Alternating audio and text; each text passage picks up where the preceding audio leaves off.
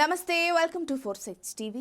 ఏపీలో ఇంటర్మీడియట్ విద్యార్థులకు మార్చి 1 నుంచి వార్షిక పరీక్షలు ప్రారంభమయ్యాయి. జిల్లాలోని 93 పరీక్షా కేంద్రాల్లో 82,776 మంది విద్యార్థులు పరీక్షలకు హాజరవ్వనున్నారు.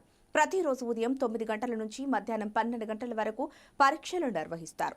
జిల్లాలో ప్రథమ సంవత్సరం విద్యార్థులు మొత్తం 40,874 మంది ఉండగా వారిలో బాలురు 21,693, బాలికలు 19,181 మంది ఉన్నారు. ద్వితీయ సంవత్సరం రెగ్యులర్ విద్యార్థులు 41,892 ఉండగా వారిలో బాలురు 21,800, బాలికలు 20,092 మంది పరీక్షలు రాయనున్నారు. ప్రతి కేంద్రానికి ఒక చీఫ్ సూపరింటెండెంట్, డిపార్ట్మెంటల్ అధికారి, ఇంకా జిల్లా వ్యాప్తంగా తనిఖీలకు 5 ఫ్లయింగ్ స్క్వాడ్లను ప్రభుత్వం కేటాయించింది. ప్రకటించిన షెడ్యూల్ ప్రకారం మార్చి 1 నుంచి 20 వరకు ఇంటర్ పరీక్షలు నిర్వహించనున్నారు. ఇంటర్ పరీక్షలకు హాజరయ్యే విద్యార్థులు పరీక్ష హాల్ టికెట్లను తప్పనిసరిగా తీసుకువెళ్లాలి. హాల్ టికెట్తో పాటు తమ కాలేజీ ఐడీ కార్డును కూడా పరీక్షలకు తీసుకుని వెళ్లాలి.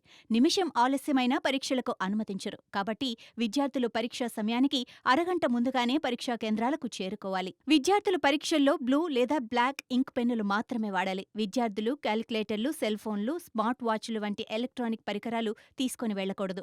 పరీక్షా కేంద్రాల్లో నిర్దేశించిన సీట్లలో మాత్రమే విద్యార్థులు కూర్చొని పరీక్షలు రాయాలి. మాల్ ప్రాక్టీస్, కాపీయింగ్లను ప్రోత్సహించిన యాజమాన్యాలపై సెక్షన్ 25 ప్రకారం కఠిన చర్యలు తీసుకుంటారు. ప్రతి పరీక్షా కేంద్రం వద్ద 144 సెక్షన్ అమల్లో ఉంటుంది.